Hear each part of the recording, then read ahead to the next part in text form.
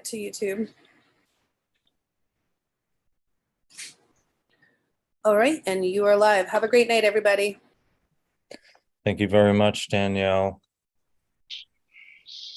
Okay, folks, good evening. Welcome. This is the Red Hook Town Board meeting of Wednesday, July 27th, 2022. Would you be kind enough to join me in the Pledge of Allegiance, please? I pledge allegiance to the flag of the United States of America and to the republic for which it stands, one nation, under God, indivisible, with liberty and justice for all.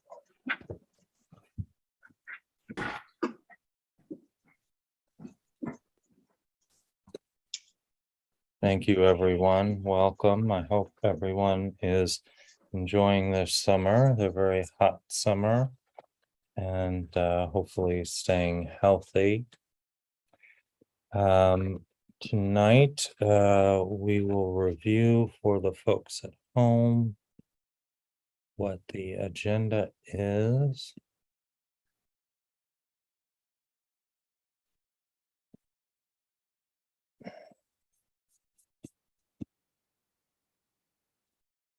We have our public hearing on the contract renewal with Spectrum, and I'm sorry to say, while we are very close, we are not there yet. Still one or two things to iron out. So we will be having a motion to extend to our next meeting, the public hearing. And for the regular agenda, we'll be discussing the housing committee and some ideas that Julia and Jacob have on formulating that committee. We also will be discussing and setting a public hearing on a local law establishing truck routes and weight limits, essentially designating routes for through roads for trucks. Trucks will be allowed, all kinds of trucks will be allowed to make deliveries and do work and so on and so forth on all of our local roads, but we've been increasingly getting a lot of calls and a correspondence related to trucking operations on the local roads and the impacts that that's having to the roads and quality of life. We are going to update our employee handbook, which it's been a while since we've done that, to conform to some of the new New York State laws, as well as our union contract. And then we'll have our board and committee reports. So we don't anticipate this will be a very long meeting this evening, but you never know how that goes. Okay, very good. Announcements. I don't really have any announcements except to say that I know that it's approaching August and we have our September events, Hardscrabble Day and Tivoli Street Painting. I see that Tivoli Street Painting has been designated this year for September 24th. And so we want to let you know that. On some less positive news, our very popular and successful community choice aggregation program is coming to sort of a short-lived conclusion on our second contract after a year or so. If you've been following along, we joined with other municipalities in legal action to try and get the energy supplier to perform the remainder of the contract. And you'll be receiving some correspondence from Hudson Valley Community Power. Very disappointing what that energy supply company, Columbia Utilities, has done during the course of this contract. It's been very popular and also very successful. I think there was a calculation that in the last year or so, the average resident has saved somewhere between $300 and $400 by being a member of the community choice aggregation. So we want to let you know, keep your eye out for some correspondence coming your way, and possibly from Central Hudson as well. Okay, very good. Why don't we just Katie, if you would be kind enough to read the public hearing notice. I'm actually going to read it tonight, Oh, Robert. thanks, Deanna. Yeah, Okay. yeah, I'm okay. I'm much better. Okay, great. Okay, let me just bring it up. Notice of extended public hearing, Town of Red Hook. Please take notice that a public hearing extended from June 14th, 2022, and further extended from July 12th, 2022, will be held by the Town Board of the Town of Red Hook on July 27th, 2022 at 7:35 p.m. local time to hear all interested persons on a proposed franchise renewal agreement between the Town of Red Hook and Spectrum Northeast LLC, an indirect subsidiary of the Charter Communications Incorporated. Spectrum has submitted an application to construct and operate a cable television system within the Town of Red Hook and has requested a grant by the Town Board of a non-exclusive franchise. The Town Board has the authority to grant said franchise pursuant to Town Law, Section 64(7), after holding a duly noticed public hearing that affords the public the opportunity to provide comment. The Town Board has determined that pursuant to 6 NYCRR 617.5C7, the proposed franchise renewal agreement constitutes a Type 2 action as defined under the State Environmental Quality Review Act, SECRA. The meeting will be held via teleconference or video conference. Please refer to the meeting agenda to be posted on the town website at www.redhook.org, listing the specific link which will allow the public to view and listen to the proceedings live, which is expected to be available at www.pandatv23.org. Click on Watch Live. Project documents will be posted with the meeting agenda on the town's website. All interested persons will be given an opportunity to be heard as follows. 1, the public is encouraged to submit written comments by email or telephone in advance of the hearing to townclerk@redhook.org and 845-758-4606 by 4:00 p.m. the day of the hearing. Please note franchise renewal agreement in the subject. 2, written comments may be dropped in the town's Dropbox in advance of the hearing at the Town Hall, 7340 South Broadway, Red Hook, New York, 12571, by 4:00 p.m. the day of the hearing. Please observe the recommendations of the CDC regarding distancing and use of masks. All comments so received in advance of the hearing will be noted in the hearing record. 3, interested persons may register in advance to participate remotely via Zoom. To register, please send your email, name, and telephone number to townclerk@redhook.org by 4:00 p.m. on the day of the hearing. All reasonable accommodations will be made for persons with disabilities. In such a case, please notify the town clerk in advance at the above address or by phone 845-758-4606 so that arrangements can be made. By order of the Town Board of the Town of Red Hook, dated July 12th, 2022, Deanna Cochran, Town Clerk, Town of Red Hook. Thanks, Deanna. Appreciate that. Okay, at this time, I'd like to open up the public hearing. Is there anybody who would like to speak on this matter? Okay. If not, again, just for the folks at home, a reminder that we have a contract with cable company, now Spectrum.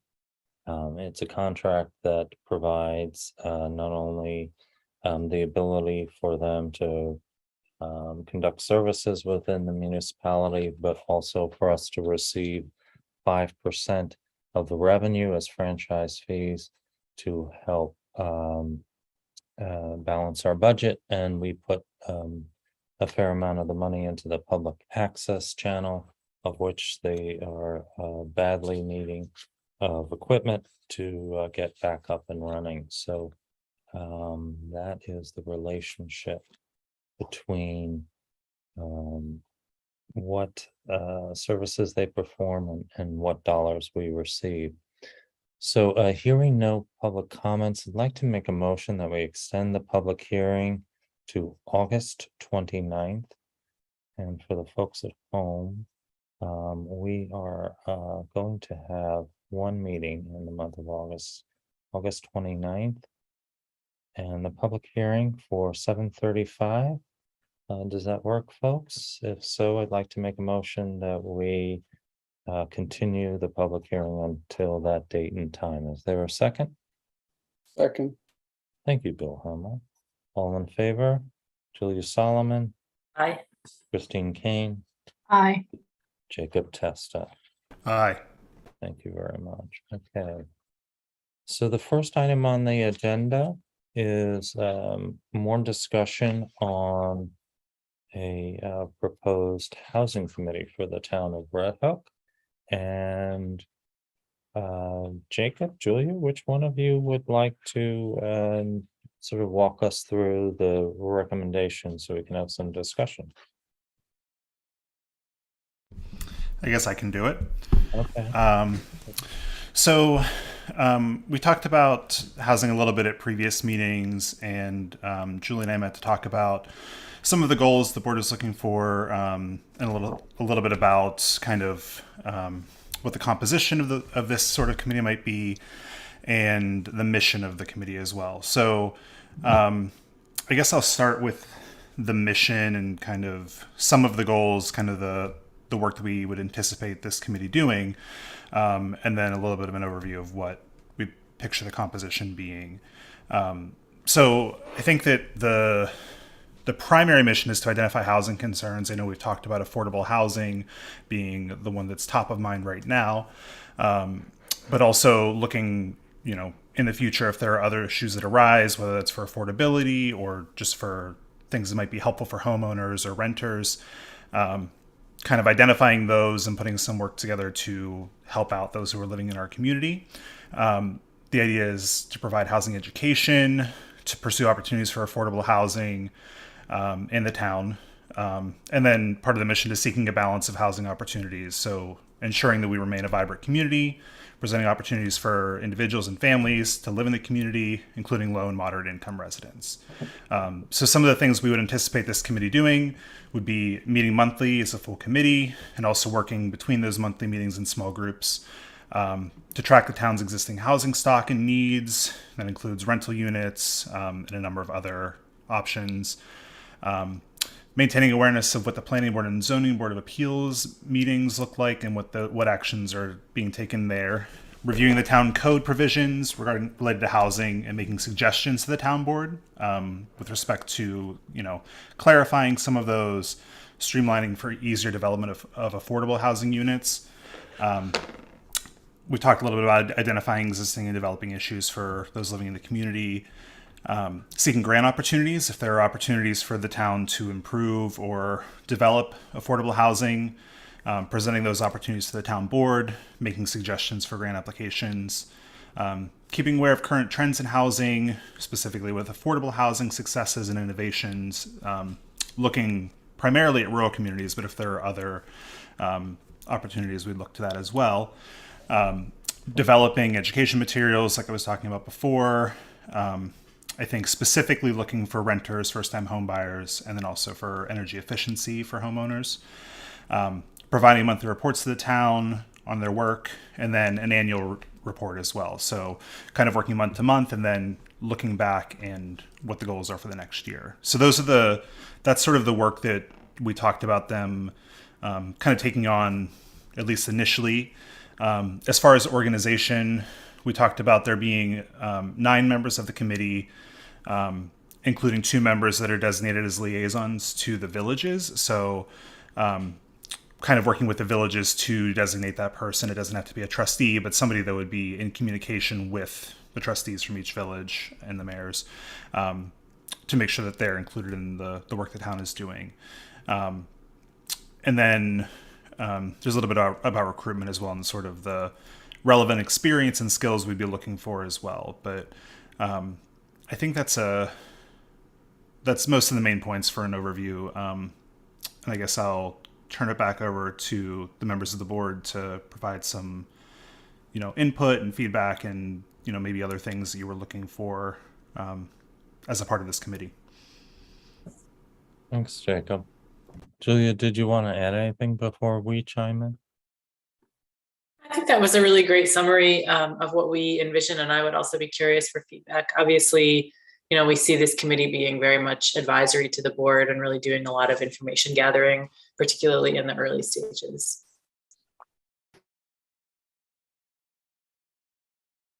Great. Well, who would like to chime in? Bill, Christine?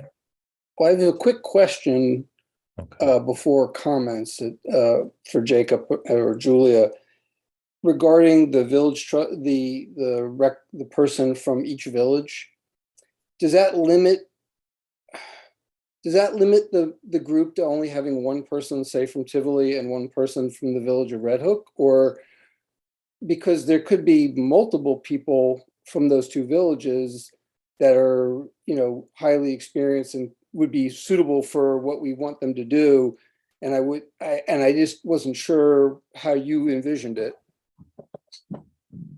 Yeah, I think that, and Julia, feel free to jump in as well. I think that I wasn't envisioning this being a limit necessarily. I was thinking more just ensuring that the respective governments from each of the villages has some, somebody there who's communicating with them as well for this. So, obviously the villages are also within the town. So if we have people who have skills or experiences that'd be really helpful, I wouldn't want to limit that. Thank you. Bill, did you have comments? I have a few. I have a few minor things that are sort of questions in the writing, but I have two things that are not on here. One is, and it relates to the length of time this committee will sit. I think we would be wise to have a sunset provision for this committee. If the purpose of the committee is to provide advice and recommendations to the town board for solutions to what is an existing problem, which is a lack of affordable housing and a lack of housing in general. My personal experience has been that sometimes hard deadlines that are tied to sunset provisions sometimes get deliverables in a more timely and workable fashion. And so I'm not saying we couldn't extend a committee, and continue to do work. But I think from my perspective, I'd like to see, staggered 3-year appointments is suggesting a 9-year lifespan, which I think some of us won't be around necessarily to be on the board. And I think if we want to get some things done, it might be helpful to have a shorter period.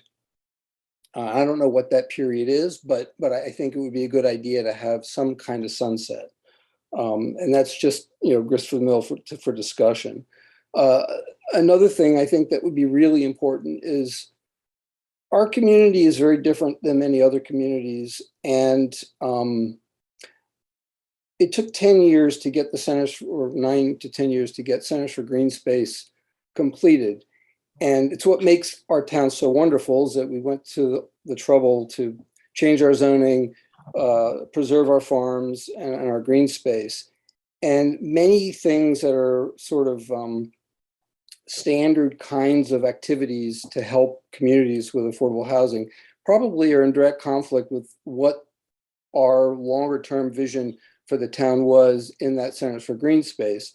And so I think the trick will be to navigate that divide. And I think it would be really wise to have somebody, if there's anybody still out there who worked very closely on the development of that Centers for Green Space, be a part of this team so that they can help. It's not just having historical perspective, it's having sort of the perspective of what was envisioned and what was actually implemented so that the goals and what we seek to achieve, strikes the right balance. So it's something to think about. I think it's important. I have just a few minor things in the, I think in your mission statement, and by the way, I want to thank both of you for really doing a bang up job, a good detailed, thorough, you did a lot of work on this. You clearly did a lot of thinking on this. But in the mission, I think you probably should have some language about the development of recommendations for the town board to implement strategies, to achieve these goals.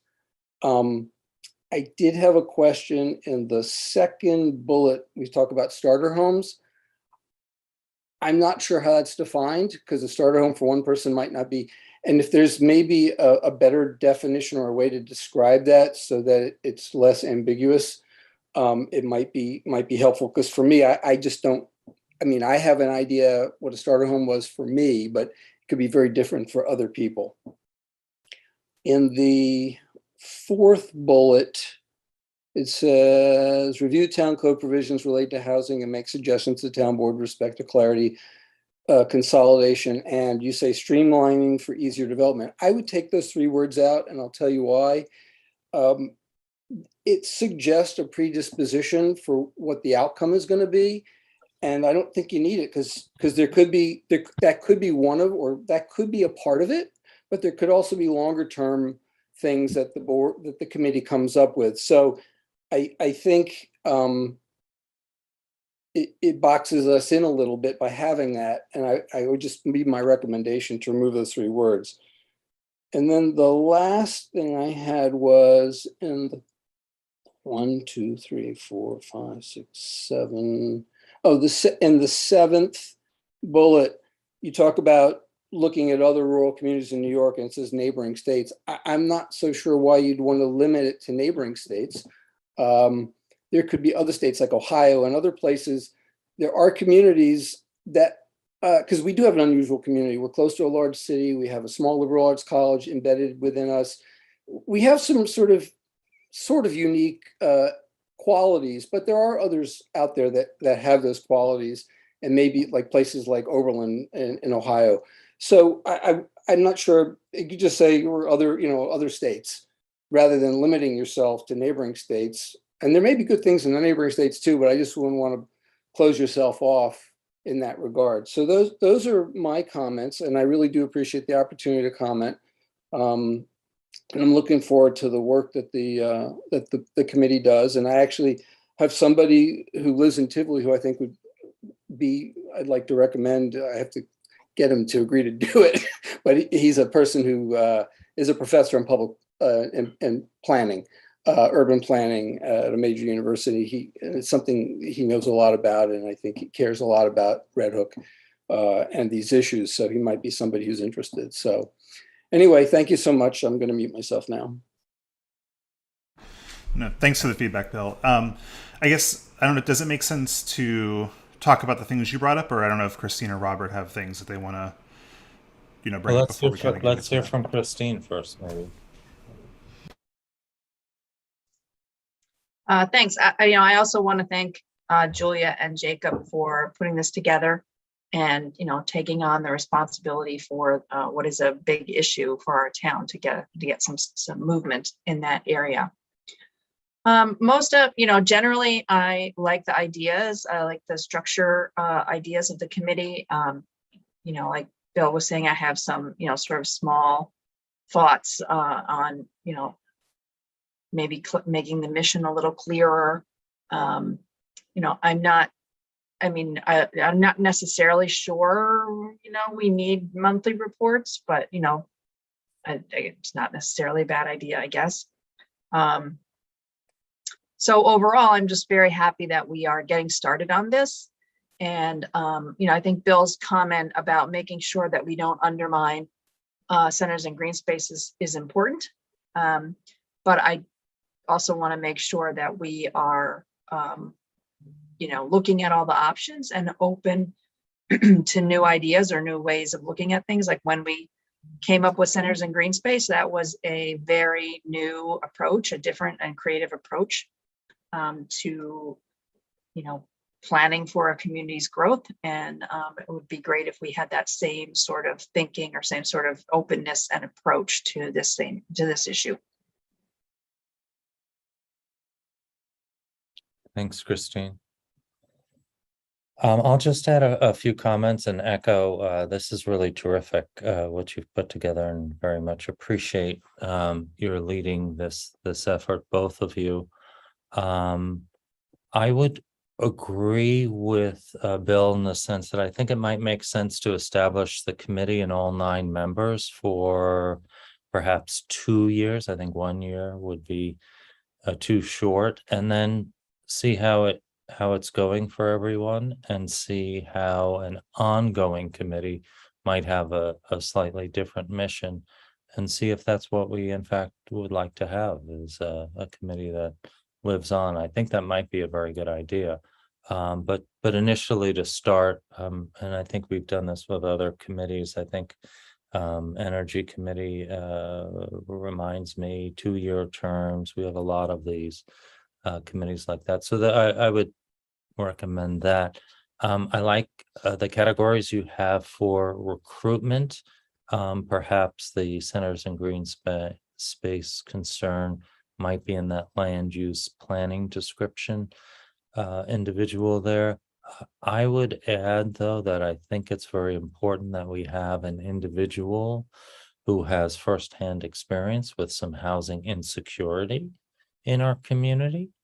Somebody who has can give us the kind of insight that you only get from being in that position. I know there's been at least one individual who has some of that history, who's perhaps interested in joining the committee. And I would also say that as you invite guests in, certainly you want to have folks who are familiar with the housing programs that exist, not only statewide, but here in Dutchess County. Other than that, I would say probably I would beef up the language on energy efficiency, housing types. I think we want to take a look at requirements for new construction, because we're all about sustainability. And so let's take a look at that before we go ahead and encourage a lot more building. Let's make sure it's the kind of clean energy future that we want to have. Other than that, I think you've done a terrific job, guys. All right, Jacob. Thanks. Julie, I don't know if you had anything that you wanted to jump in with. Well, probably I'm going to duplicate things you were going to say anyway, but no, I really appreciate all the feedback from the board. I think those are all great suggestions. Either the sort of small wording changes, which I think makes sense, and then some of the broader concerns. Obviously, it would be great to have someone on the committee with sort of a long background of being involved in the planning efforts of the town. I hope we can find someone like that who would be interested in participating. I think also Jacob and I talked about the fact that at certain points in their work, it probably makes sense for this committee to have access to a planner who is familiar with our code and with the history of how that code got established. I don't know exactly how we would arrange that relationship, but we do think that would be important at some points. And my personal feeling is that there probably is an ongoing need for a standing committee on this topic, in the same way that we have an energy committee or a conservation advisory committee or a senior services committee. I think it is an issue in the town that will not be going away. But if folks who have had experience with the establishment of committees in the past think it makes sense to begin with sort of a charter term and take it from there, then I'm open to that as well. And I do think, to Bill's point, that it may make sense to create a sort of a time-bound deliverable that the committee should deliver to the board, a set of recommendations or a review of the code that is separate from the sort of ongoing existence of the committee, but is, has a deadline to it and gets us moving on this topic. I think that makes a lot of sense. Yeah, I think that I agree with Julie about that specifically. And I think that it's a good idea to have maybe in terms of like the initial ask for the committee. Like, I don't mind setting it up for like a 2-year like pilot thing and giving them, these are the things we're hoping to have at the end of the 2 years. But I do think this is something that's going to be valuable to the community to have on an ongoing basis, right? If we have a group of people who are working on these issues and developing some expertise, I think we're probably all in agreement these issues aren't going to go away forever at the end of the 2 years, right? It's not going to be something that's going to be solved in that time frame. So I would hate to get people that are invested in this and spending a lot of time putting the work in and then saying, okay, like now that we're done with this one project, like go away until we try to tap you again the next time it feels like it's a crisis, right? So I think that, to me at least, I wouldn't mind setting it up and saying, you know, we have this committee set up and here's what we're hoping for, like on a deadline for what we're hoping for at the end of the 2-year term. But I would also still kind of push to keep it something that's, you know, continuing. And I think that, Bill, when you said it was like a 9-year thing, I think there might be some, maybe it wasn't clear in this. When it says staggered 3-year appointments, we picture that being like on a rolling basis, right? So basically like people would come up every year, like on a 3-year thing. It wouldn't be like 3 years, 3 years, 3 years. It'd be, you know, we'd be kind of saying, you know, each year like 3 members would come up and say, okay, you're good to continue, or if we want to replace somebody, then that's an opportunity to do that. Kind of like we do with every other committee for reorg. My math skills aren't the best, so yeah, no, it's fine. And I guess I think it's kind of confusing. Well, under that scenario, you would have somebody, you would have 3 people appointed for just 1 year. I think perhaps that's not a great idea either. Yeah. So Yeah, would and I it think- make sense to just compromise on, let's establish the committee 9 people, a 2-year term, and then not speak to the issue of whether it's an ongoing committee? Let's see how it goes, play it by ear, and let's hope it's a committee that people want to stay on and we want to keep and fund. Does that make sense, or do you want to stick with the 3-year stagger?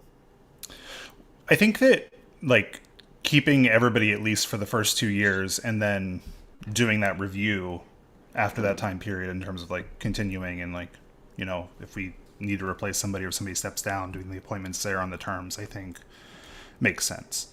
And maybe, you know, at the end of that is when you make that decision. But yeah, like I think at least 2 years is, you know, like the bare minimum of what we should give this group to start. And then in terms of the ongoing nature of it, maybe we can revisit, you know, around that time.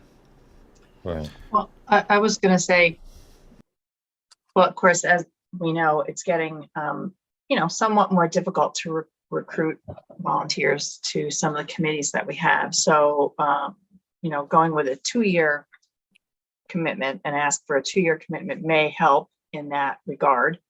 But realistically, I think probably we want to start with maybe a 3-year window, because, you know, we did just put the grant in for master, you know, comprehensive plan. And so a lot of what this committee is doing could be very valuable to that. And that's may start later than this committee starts. So, you know, and maybe we can get, you know, 5 or 6 people who will, you know, say they'll do 3 years, and then we ask a couple people if they'll do 2 years. So we have some staggering, you know, going on or something. But, you know, I do think realistically, it's probably good to have it up and running for 3 years, just because of the timing to work with the comprehensive plan update, which, you know, we have to, hopefully we'll get this grant, but, you know, we do have to do one. So Right. I agree with that. And I think there will just be a learning curve for the committee and how it works, you know, as a group. And, you know, people will come in with different levels of existing expertise on the topic. yeah, So is that- absolutely. And I Is think that we're going to want to have opportunities for, you know, other people from the community to participate as well, like being able to set up opportunities for the committee to invite other community members in to, you know, talk about some of the topics. So I think I like the idea of having a little bit longer time frame where we can do the comprehensive plan piece, and then also, like Julia said, give them an opportunity to come up to speed for some of these things. It's going to take a little bit of time to recruit. It's like, you know, all that kind of coming together, I think will be, you know, I agree it would be beneficial to have a little bit more time. But also I'm advocating for it being an ongoing committee. So, Right. you know, Which I don't think anybody's arguing against. I think we're just talking about, let's try it out. It's probably going to be what we all want for it to be continuing, but, you know, sometimes that in and of itself can be a deterrent for people joining when they don't feel like there's, you know, the potential to exit. Right, what is it exactly you're asking me to do and how long do you think it's gonna take? Right, and how long, Right, so. yep. But, you know, I 50 think it's important that we just get started too. Yeah, you right. know? So are you recommending, Christine, then maybe out of the 9, 5 be appointed for 2-year terms and 4 be 3, or vice versa? Is that what you were? That's what that's what I was thinking. We could do that and, you know, everybody on the committee is gonna have an important role to play. Yeah, But, you know, whoever is the chairperson of the committee might be someone we want to ask to take on the role for 3 years, you know, so Right. there's continuity, right. and an understanding of where the start was and what the deliverables going to be at the end. And your liaisons, I would imagine you will want your Right, liaisons, as you liaisons, have yeah. recommendations leaving the committee. Mhm. There's some implementation follow-up. Right. So maybe 5 for 3 years and 4 for 2 years? That sounds good to me. Yeah, I think that sounds fine. And then as we get, like I said before, as we get closer to the end, of that first window, I think we can see where we're at with the committee if people are interested in continuing and we want to, you know, configure it so that it lines up, so it's not like, you know, 3 and 2 kind of like falling off for some reason. But I think that hopefully we'll be able to recruit people that are interested in kind of working on this, you know, Yeah. for that time period. And I think that I think the feedback about having something with like a deliverable ask with a deadline will be helpful too, to be able to say like, here's what we're looking for to start. And then, you know, hopefully there are opportunities for more things to work on after that. But I think it's going to be good to have that clarity to say, these are the sorts of things that we're hoping to have at the end of the next couple of years. And maybe that's kind of the recruitment thing. And one of the reasons, and I'm not against having a continuing committee, let me make it clear, but one of the reasons I was suggesting a sunset is it will require the group to prioritize what they think is most important for the town in providing the board recommendations so that the board can get to work. This is, you know, I view this as a critically important issue for the town. And so I would like, that's why I said I'm excited to see it going, but I you know, it's important that we start getting some deliverables. And if we know that there's hard deadlines, the group can decide, you know, this is what's most important to us, or, you know, obviously there's some things are easier to do than others. But it would be great to get some accomplishments in the next, you know, 2 to 3 years and get some momentum, if you will, in that process. And as those start to roll in, the group gets more research is done, they become more literate on the issues, and then I think, you know, good things will happen. Yeah, I agree with Bill. I know that, you know, we've heard anecdotally from the planning board and zoning boards that they're looking for us to do additional work as it relates to the zoning code, accessory structures, ADUs, so on and so forth. So, you know, I think we want to be, you know, attentive to that and try to see if we can get some things cranking. Because it doesn't have to be one comprehensive document, you know. We can continue, you know, progress. We've already bounced around some ideas. Other municipalities are working on this issue as well. So yeah, let's go for it, I say. Any other thoughts? Shall we? Before we go ahead, I think we can do a motion to establish this committee tonight if we feel like we're ready to do so. And, you know, we would ask you, Jacob and Julia, to come in and, you know, make any tweaks to the mission statement and descriptions that you've brought to us, taking into account some feedback that you think would be appropriate. Yeah, I took a bunch of notes as everybody was giving feedback, so I can incorporate that and recirculate kind of a version with some, with an edited version of that. So, but I agree. I'd be happy to kind of establish it tonight, and then, there's no harm in providing more direction as we start constituting it. So, Okay. Great. so I'd make a motion to establish the committee if that seems okay, unless other people had other Terrific. things they wanted to And throw in. were if you they going to disagree. add a membership of 9 members, 5 of which will have 3-year terms, 4 of which will have 2-year terms? Are you going to make that specific? Okay. Yeah, I'll make that motion. Okay. Terrific. Julia, would you like to second them? I would be delighted to second. Okay, very good. Any further discussion? If not, all in favor, Christine Kane, Aye. Bill Hamel, Aye. myself, I thank you all very much. This is terrific news. I thank you both very much. And folks, if you're watching at home, everybody has thoughts about housing.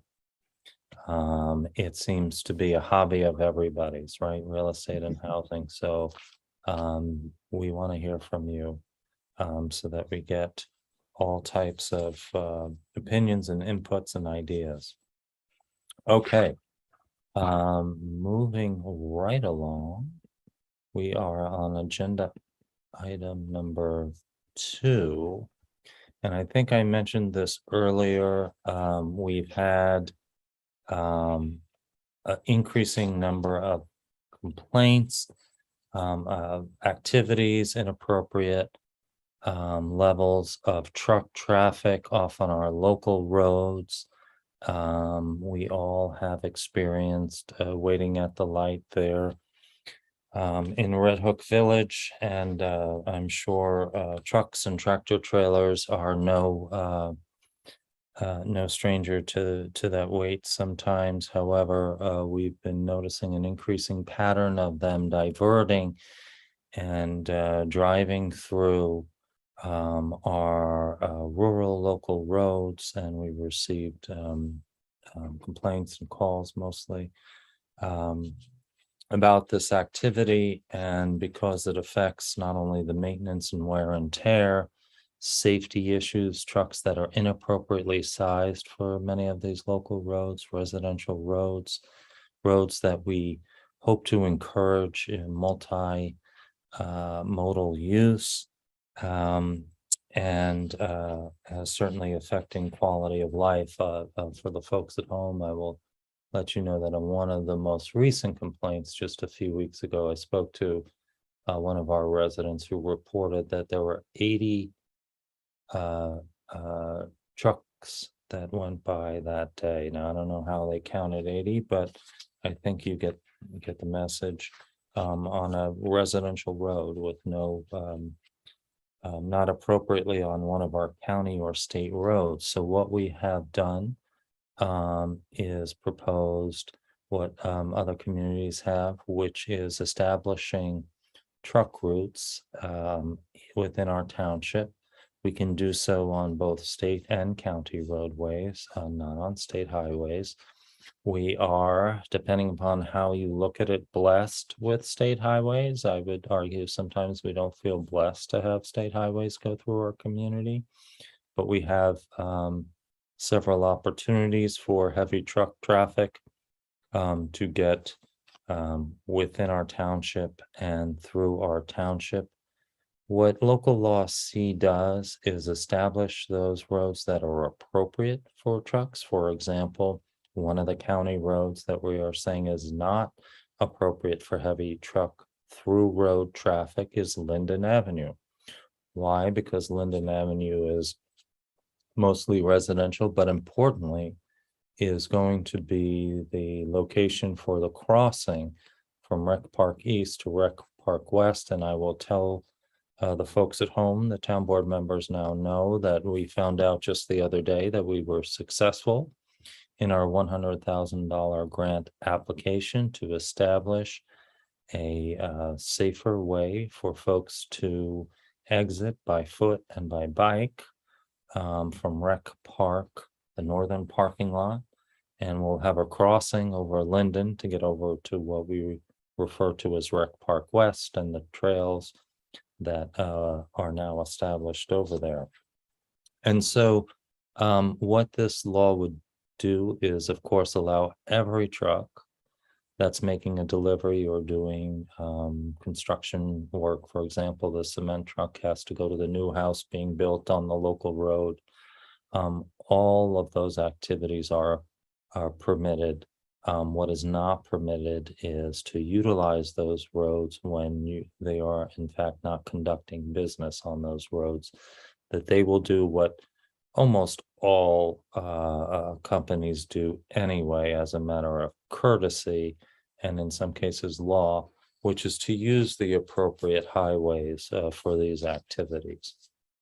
And so local law C amends chapter 131 vehicle and traffic, which includes provisions for the establishment of a truck route system on certain highways in the town of Red Hook, and regulates trucks 10,000 pounds above that are not doing business on those roadways.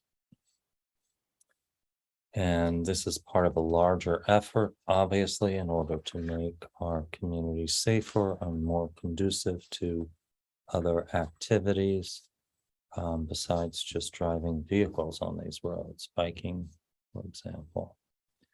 And so we have established as part of the local law, the appropriate roadways would be the state highways, which we can't regulate anyway. That's 9 and 9G, 199. And then going east-west, Spring Lake Road, as we know, Spring Lake Road is the location of our one water facility. And the Curly Corners, County Route 78, running east and west. And this last one, Lasher, it's a good question whether or not Lasher is necessary as a truck route. I would say we should take a look at that potentially and discuss that with our colleagues up in Columbia County. I think we have provided enough east-west opportunity for trucks, but that's something that we may want to take a look at in the future. So what we have, and I have discussed this, by the way, with Dutchess County, and so we would obviously send to them for their input as well, and DOT. We have prepared a secret. And let's see if we can get that part one. Chris, did you want to speak to the seeker documents? I know that our engineers prepared these, but. Yeah, that was prepared by Brandy. And as she pointed out, she's described the action. And then for the purposes of the first part of the part one, because this is a local law legislative action, you identify that and then you go on to consider what the potential impacts are. So she has just prepared drafts for your review at this point. You can, what you would want to do is review the Classification. First part, and that's what the resolution setting a hearing would approve. And then the part 2 and 3 you would review at your next meeting. Right. Okay. And again, the description of the proposed action in the part 1 of the EAF is implementation of the local law to establish truck routes for vehicles in excess of 10,000 pounds on certain state and county roads in the town. The local law provides exceptions, as I mentioned earlier, deliveries, maintenance, and service of infrastructure, emergency services, and school buses, all of which would be allowed to use these roads rather.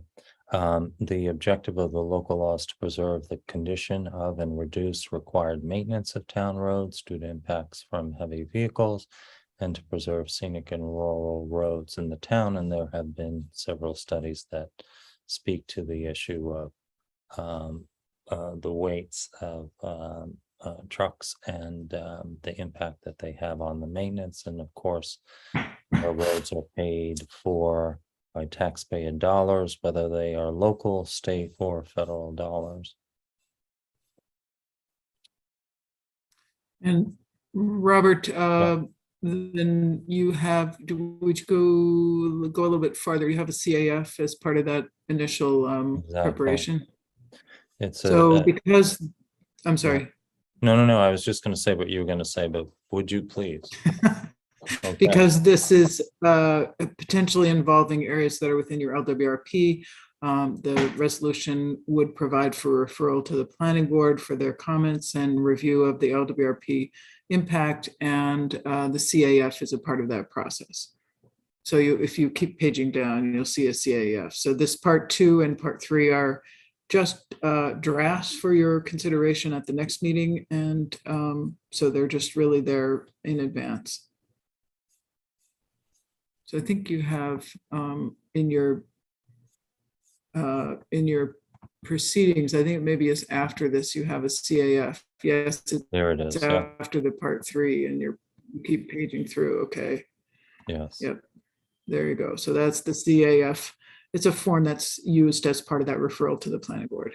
That's Okay. correct. And one of the involved roads would be River Road, so it's not included as a truck route in this, both Linden and Right, but 9G 9G, is, yeah, 9G is Nine- included is in the within LWRP. yeah, I'm just mentioning Correct. the roads that are in the LWRP, and 9G, of course, is also in the and we've heard, over the years, lots of input from residents about the truck traffic on River Road. And of course, since then, River Road has been designated the Empire State Trail, and there have been traffic calming measures that have been implemented in order to slow the speeds on River Road and encourage use of that road by other than vehicles.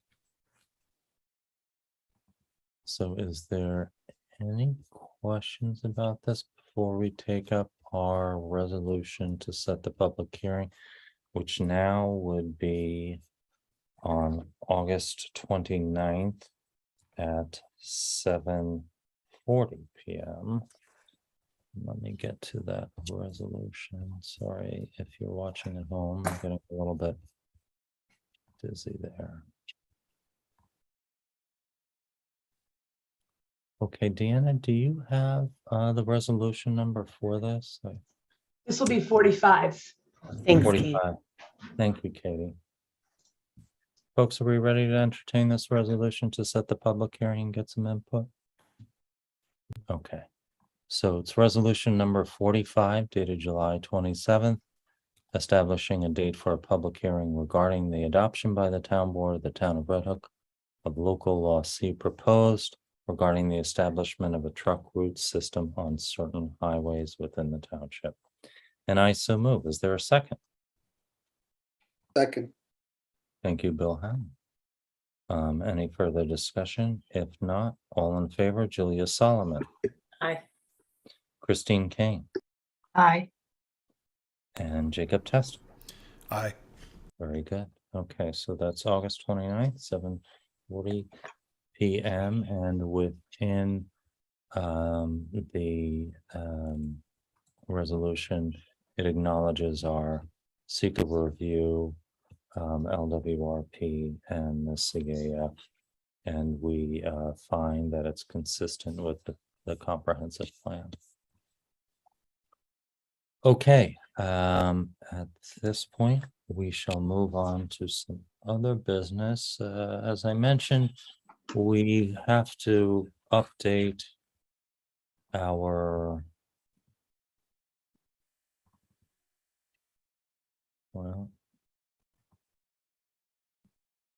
let's see if we get that. We have to update our handbook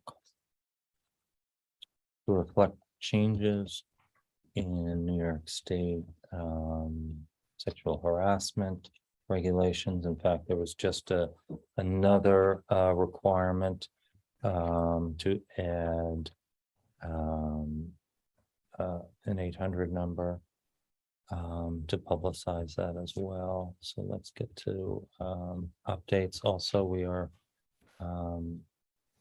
updating the employee handbook to reflect elements of the new agreement with the union.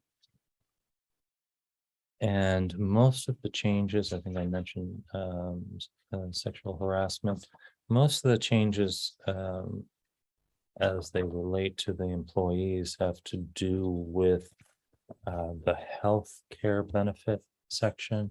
For the folks at home, for a little background, many years ago, the town adopted a benefits package that at the time was extremely generous because the costs of those benefits were reasonable in nature.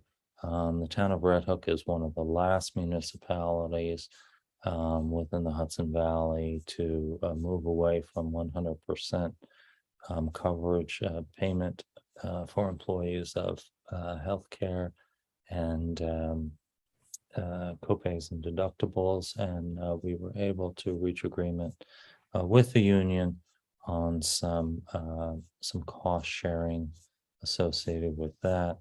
And so this now updates the handbook to reflect that.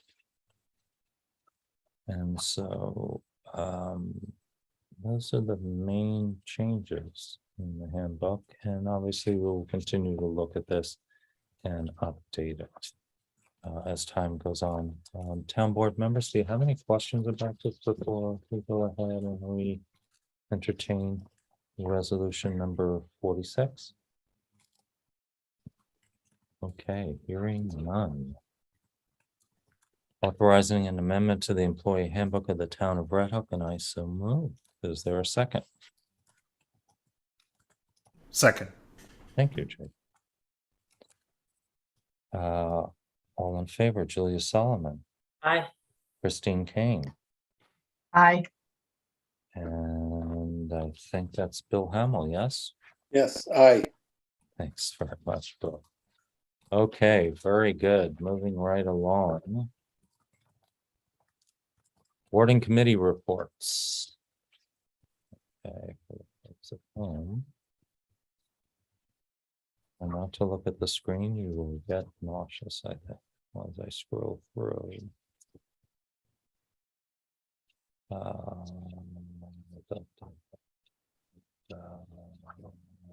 Who's first off with? We have a water board report, don't we, Bill? How many?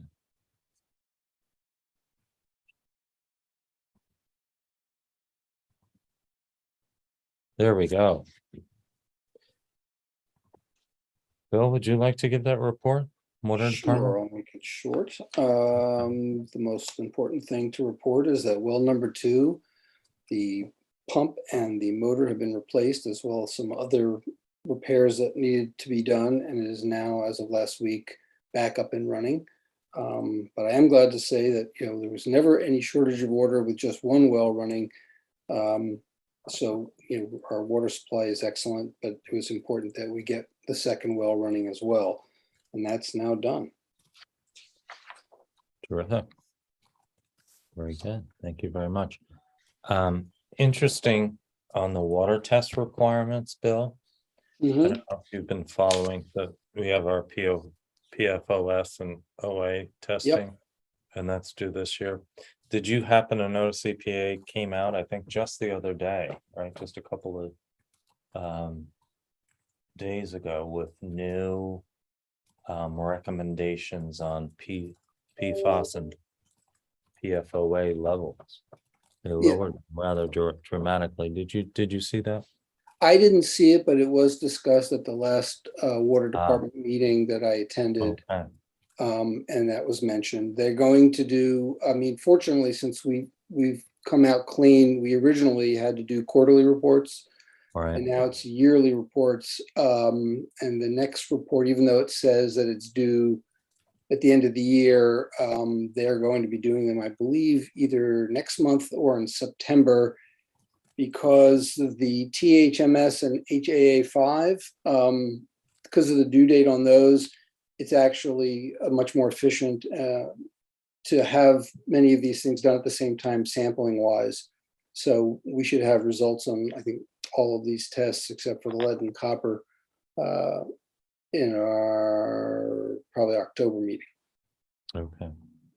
And I think the last time we did have our POS and OA levels, it was, am I mistaken? It was almost non-existent. Yeah, one was 0 and one was so low that it was really technicality to report it, but it had no bearing. And that's the reason that we were able to get away from having quarterly, because these are expensive tests. And I think the public should know that we pay for these, and it's not a cheap process. Right. And for the folks at home, we are going out, see if we can get a grant to replace our salt shed. All relates to water quality in our community. We haven't noticed any issues as far as salt in the aquifer, but we have noticed that the shed is starting to show a little bit of wear and tear. The tank, the water tank is being inspected. We're getting a quote on painting, right, Bill? Yes, there have been some informal suggestions of what it would cost to repaint versus to replace, and but it's not cheap. Even repainting would probably cost $600,000, and replacement is probably $1 to $2 million. And it really has to do with how long you can extend the life of the tank if you paint it. Because the life of one of these tanks is about 30 years, and ours is about 30 years old. So these are decisions that will have to be made once they get a clearer idea of costs. Okay. Christine, pressure on you once again to try to summarize in 2 minutes the very lengthy Recreation Director's report. Okay, I'll talk fast. The summer recreation program is up and running, very successful this year. Lots of participation. Of course, there was a few days where it had to be closed because of the heat, and we did unfortunately have had one COVID case. So proper protocol is being followed for that. So lots of general maintenance and ongoing maintenance happening, trees being removed as necessary, new mulch put down in the playground area, park pavilion, etc. The next big project that's happening, that's in the planning stages, is skate park improvements. We're looking at implementing phase 2 of the original plan for the skate park, which would include 5 new pieces of equipment in addition to the 5 pieces that are already there. And I guess the skate park is seeing a lot more use these days. So it's looking like it might be time to move ahead with that. All of the many summer programs that are using the park facilities are moving ahead, and we're getting great feedback on a lot of the improvements that we have made to the park recently. So that's nice to see and nice to hear. I do want to just compliment our rec department team once again. We have some equipment there that is stretched in age and also in the way that we use them. So once again, our team came through to repair one of our major pieces of equipment. The part that we needed is no longer available from John Deere, but they just searched and found it aftermarket, and leveraged the knowledge of our own team. And actually one of our community members also contributed to the project and donated his time to install a lot of the new parts. So thanks once again to them for taking that on. Not only did it save us a lot of money, it also is keeping a good piece of equipment still in working form for us, which is also saving us money. We're going to have our required Dutchess County visit to review the rec program operations towards the end of the month, and we also have the library programs are up and running by now at St. Margaret's. So as usual, lots of stuff going on. This is the really busy season for the rec department. Great, thank you very much. Did Christine. I make the 2 minutes? Good enough for government work is the expression, right? Okay. Thank you very much. Who's doing tree preservation? Is that also you, Christine? That's me. Oh, that's Jacob, okay. Yep. So these are the minutes from this month's meeting last week. So pretty brief, but there have been 2 new planted by signs that have been ordered. The missing Tree City sign has not been found. We talked about that a few months ago. So the committee is going to order a new one to replace it. There's been communication with the Director of School Facilities and Operations at Red Hook Central School to finalize plans for work at Mill Road School. So that will be good upcoming. There's been a lot of discussion about starting work on the town's tree inventory. So that's something that occurred a number of years ago and is due for, a new inventory. So a possible training session is being explored. And I think there's a lot of interest from the committee in pursuing that and being involved with that. So that's really exciting.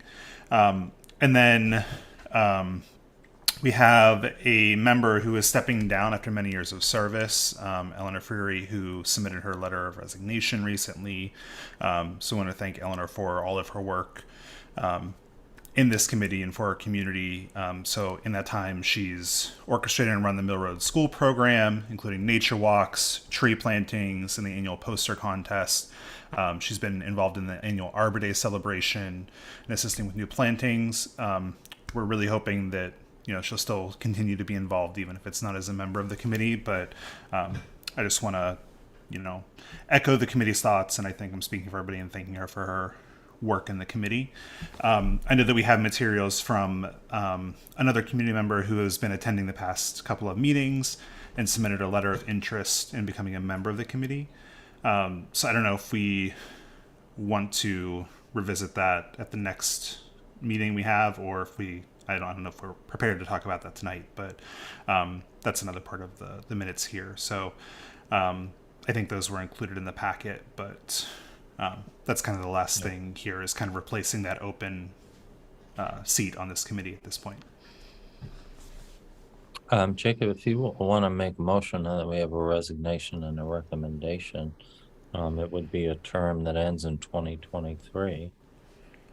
Great. Yeah, I'd love to do that if people are ready for that. So, so I'd move to appoint Alicia Riepma, I hope I'm not butchering her name, to that term ending in 2023. I'll second that motion.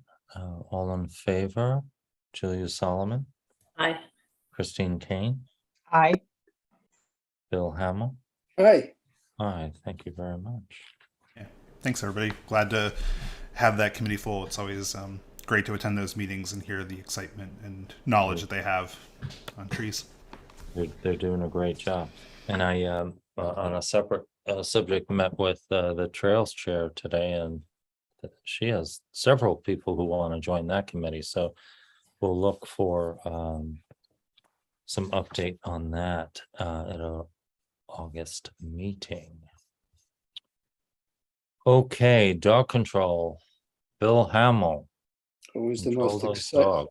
Yes, the most exciting report of the month. Despite the number being 5 for the month of June, it really actually is sort of a light month. We Really? pay most attention to the dangerous dog category, because that usually Mhm. involves dogs that have bitten somebody, and Mhm. I'm always happy to see a 0 in that number. I'm not shocked by 2 loose dogs because it is the summer and dogs get out of their fenced yards.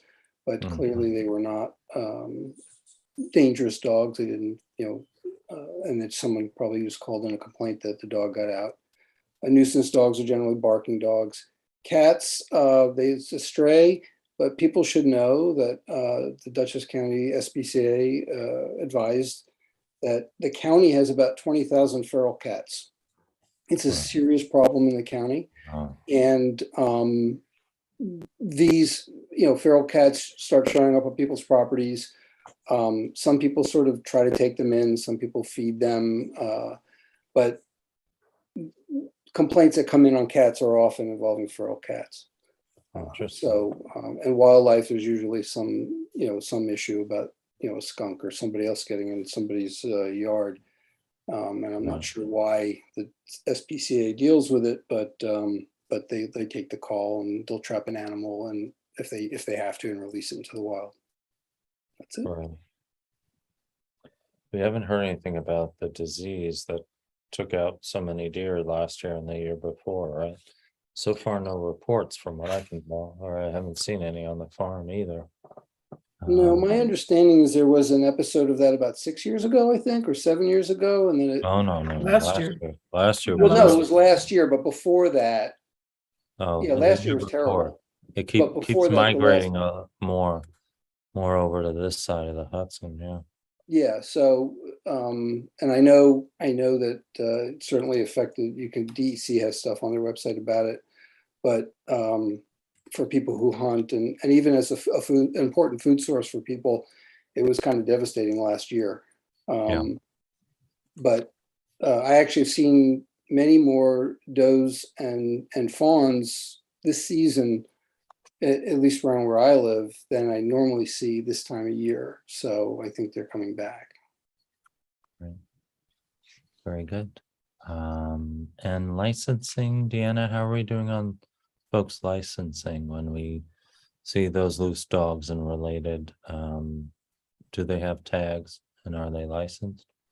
I was just gonna ask that question. I haven't received any phone calls from the SPCA, so I feel like I tend to think that they're not, because the majority of dogs are really not licensed. That's not good. I mean, we're working on it, but there's, Okay. we get a lot of renewals and we do get new licenses, and the people that do are very responsible. But yeah, I don't know. The Dutchess County SPCA usually will call and ask us Okay. if the dog is licensed, and we haven't received any calls about this. I was looking at that too for the past few months, actually. Okay. Thanks, Deanna. Thank you, Bill. Well, there's the expression of interest from Alicia. I think we got a couple pieces of correspondence. I'll come back to this, but this is another resident contributing thoughts about drainage. I know that the engineers are wrapping up the engineering feasibility study for that development that was started in the 50s and 60s, and certain parts of it have recurring drainage issues, obviously with climate change and the types of storms that we've been experiencing and folks have been experiencing all across the nation. St. Louis, I'm sure you saw the news yesterday. There's drainage issues throughout our community, but in particular, certain developments where there's compact development near, certain types of soils, okay, and water bodies. Building and zoning. Who's doing building and zoning, Bill Hellman? Yes, obviously it's a busy season, a lot of building going on in July, or at least, up to today, there were 40 permits. We did 120 inspections. They've been very busy in the building department. They issued 34 certificates of completion or occupancy. There were 3 complaints. And the revenue for the month for permits was $13,223. That's about it. Okay. It's a And, very long report with lots of detail, but It's a huge report with details, so we don't, obviously we can't go into it, but, all the detail. All right, very good. Well, Hey, Robert, before we close, I just, in my role as liaison to the school district, I just wanted to mention that there will be an opportunity for the community to get involved with Linden Avenue Middle School coming up. The middle school is installing a new playground structure. And similar to what we did with the rec park playground a few years ago, they're inviting the community to take part in the building of that playground.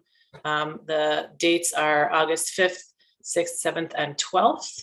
And anyone can participate regardless of whether you have a child at the school, and anyone who's interested can email lambsadministration@rhcsd.org. thank you, Julia. Yes, that's something that I wanted to mention. I appreciate your doing that. We may have a flyer. I know I received something by email. If you do have a flyer, we could put it up on the bulletin board here and perhaps even on our website to let folks know if they'd like to join in. A lot of fun building the playgrounds in Rec Park. Despite it raining 6 out of the 7 days, it was just a blast. So if you have skills, I'm sure they'd enjoy seeing you, and I think you'll enjoy doing it. Okay. That said, that's all I have. Does anybody else have anything for tonight?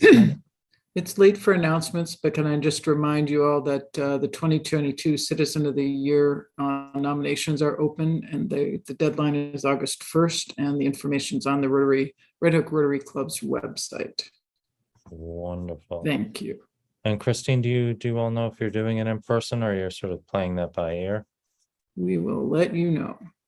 Yeah, I bet. A nimble group, the Red Hook Rotarians. Okay, thank you for that announcement as well. Thank you. All right. Wish everyone a happy August. We'll see you at the end of the month. Stay healthy. And at this time, I would make a motion to close the meeting. Is there a second? Second. Thank you, Christine. All in favor, Julia Solomon, Hi. Jacob Testa, Aye. Bill Hamill. aye, Good night, everyone. Thank you again Aye. very much. thank Thanks, you. everyone. Good night.